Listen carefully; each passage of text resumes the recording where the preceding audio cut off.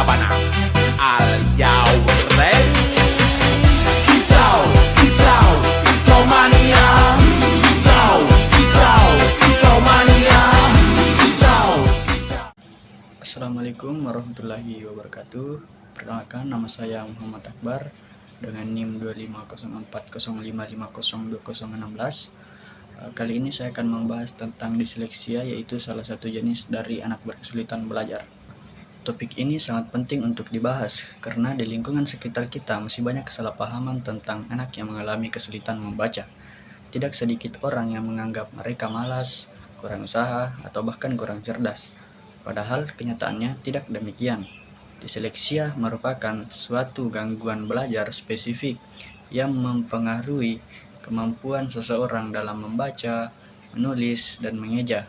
Dalam kajian psikologi pendidikan, disleksia dipahami sebagai kesulitan dalam memproses bahasa, terutama dalam mengenali hubungan antara huruf dan bunyi. Anak dengan disleksia sebenarnya memiliki tingkat kecerdasan yang normal, bahkan di atas rata-rata. Namun, mereka mengalami hambatan ketika harus mengelola informasi berbasis bahasa, khususnya dalam bentuk tulisan. Kondisi ini bukan disebabkan oleh kemalasan atau kurangnya latihan, melainkan lebih kepada perbedaan cara kerja otak. Beberapa penelitian menunjukkan bahwa anak dengan disleksia memiliki cara yang berbeda dalam memproses simbol-simbol bahasa. Selain itu, faktor genetik juga dapat berperan sehingga dalam beberapa kasus disleksia dapat ditemukan dalam satu garis keluarga.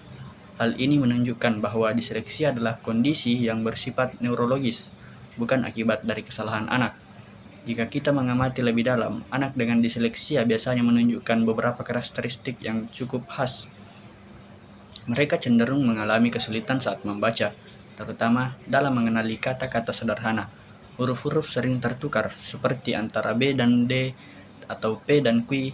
Selain itu, mereka juga membutuhkan waktu yang lebih lama dalam membaca suatu teks, dan seringkali kesulitan memahami isi bacaan meskipun sudah berusaha membacanya berulang kali.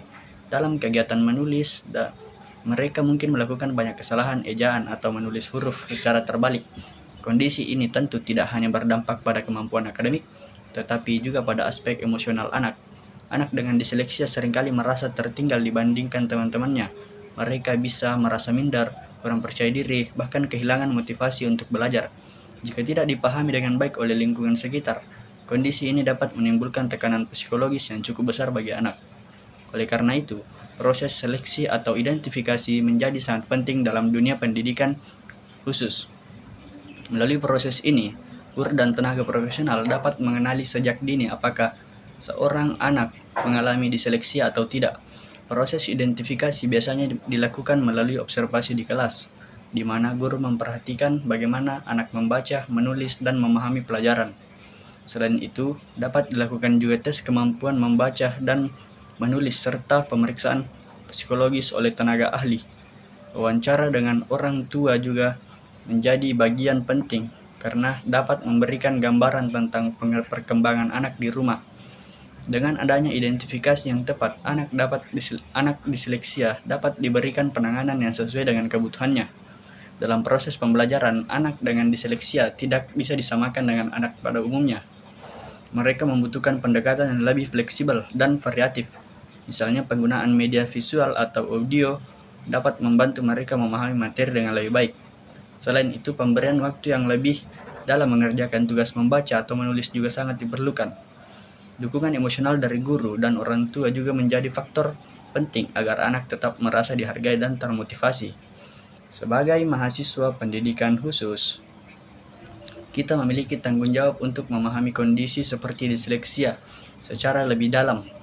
Kita tidak hanya dituntut untuk mengetahui teori, tetapi juga mampu menerapkannya dalam praktik pendidikan yang inklusif dan ramah bagi semua anak. Setiap anak memiliki potensi yang berbeda-beda, dan tugas kita adalah membantu mereka mengembangkan potensi tersebut dengan cara yang tepat. Sebagai penutup, dapat kita pahami bahwa disleksia bukanlah suatu kelemahan, melainkan perbedaan dalam cara belajar. Dengan pemahaman yang baik, dukungan yang tepat, serta metode pembelajaran yang sesuai, anak dengan disleksia tetap dapat berkembang dan meraih keberhasilan di masa depan. Saya Muhammad Akbar, terima kasih atas perhatiannya. Semoga penjelasan ini dapat menambah wawasan kita semua, khususnya memahami dan mendukung anak-anak dengan kebutuhan khusus. Assalamualaikum warahmatullahi wabarakatuh. I just had to let you know you're